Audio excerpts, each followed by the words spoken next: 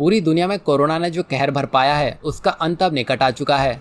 ऐसा हम इसलिए भी कह रहे हैं क्योंकि दुनिया के देश इस समय कोरोना वायरस की वैक्सीन बनाने के काफी करीब पहुंच चुके हैं।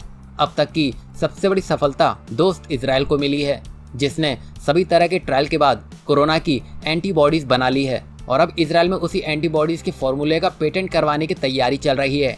इसके बाद दुनिया के देश अपने दोस्त के साथ मिलकर वह इस दवा का उत्पादन शुरू करेंगे। कोरोना ने दुनिया में इतना ज्यादा कोहराम मचाया है कि अकेला इजराइल इससे लड़ नहीं सकता।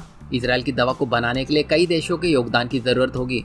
ऐसे में जानकारों का मानना है कि एशिया महाद्वीप में इस समय इजराइल का सबसे अच्छा दोस्त भारत है और वह इसके अलावा किसी दूसरे देश पर भरोसा नहीं करता। कोरोना की जिस वैक्सीन को इजराइल ने बनाया है उसको एशिया के सभी देशों तक पहुंचाने के लिए यहाँ पर एक उत्पादक की जरूरत होगी।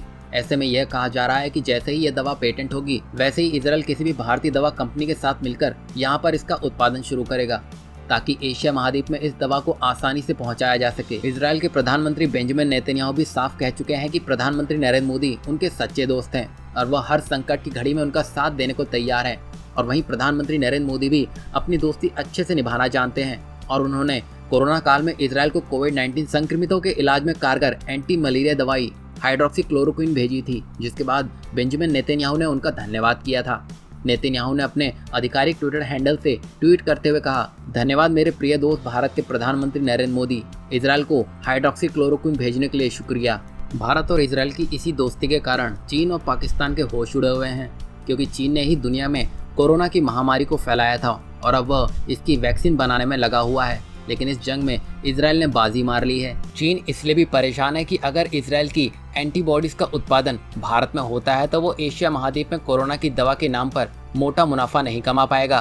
पाकिस्तान की हालत इसलिए भी खराब है कि इजराइल की दवा बाजार में आने के साथ ही उस पर नागरिकों का इसे खरीदने का दबाव होगा। ऐसे में वह पहले से ही कंगाल हो चुका है और इसके लिए पैसा कहाँ से लाएगा।